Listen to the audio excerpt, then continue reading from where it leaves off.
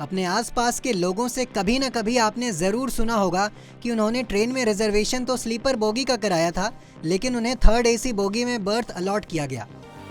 वहीं कुछ लोगों का थर्ड एसी का रिजर्वेशन था, लेकिन उन्हें सीट सेकंड एसी बोगी में मिल गई। ज़्यादा सुविधाएं मिलने से उनका सफ़र बेहतर और आरामदेह हो गया। भारतीय रेलवे की इस मेहरबानी से काफ़ी लोग खुश होते हैं, लेकिन कुछ लोग परेशान भी हो जाते हैं कि ऐसा कैसे हो गया। उनके मन में सवाल उठने लगता है कि इसके लिए कहीं अलग से पैसे तो नहीं देने पड़ जाएंगे। आइए भारतीय रेलवे की इस खास फैसिलिटी के बारे में जानने की कोशिश करते हैं कि आखिर ये सुविधा कुछ लोगों को ही क्यों मिलती है। इस खास स्कीम का मकसद क्या है, ये सर्विस स्कीम किस तरह काम करती है, इससे जुड़े नियम क्या हैं। साथ ही साथ हम चाहें तो कैसे इस सुविधा का फ़ायदा उठा सकते हैं।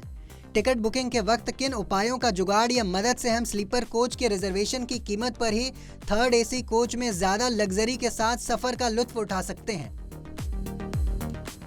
भारतीय रेलवे ने काफ़ी सोच समझकर अपने फ़ायदे के लिए ये ऑटो अपग्रेडेशन स्कीम लॉन्च की, ताकि ट्रेन में कोई सीट खाली ना रहे।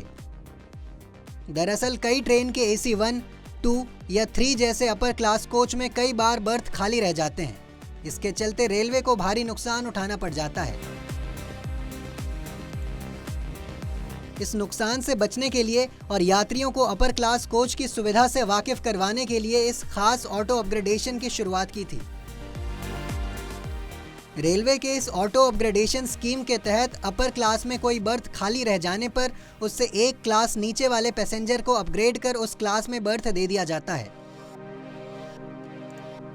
उदाहरण के तौर पर अगर किसी ट्रेन के एसी फर्स्ट बोगी में 4 सीट खाली हो और एसी में 2 सीट खाली हो, तो सेकंड एसी के कुछ पैसेंजर्स का टिकट अपग्रेड कर उन्हें फर्स्ट एसी में डाल दिया जाएगा। साथ ही थर्ड एसी के पैसेंजर्स को अपग्रेड कर सेकंड एसी में सीट दे दी जाएगी।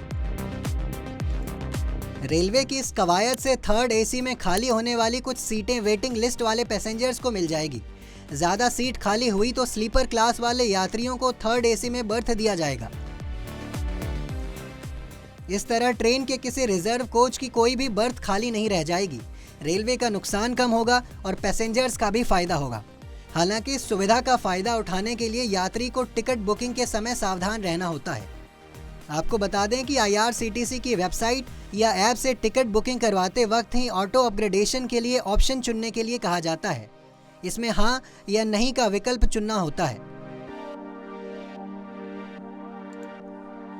देश दुनिया की ऐसे ही तमाम खबरों के लिए देखते रहें पंजाबकेसरी.com। साथ ही कमेंट सेक्शन में अपनी राय ज़रूर दें।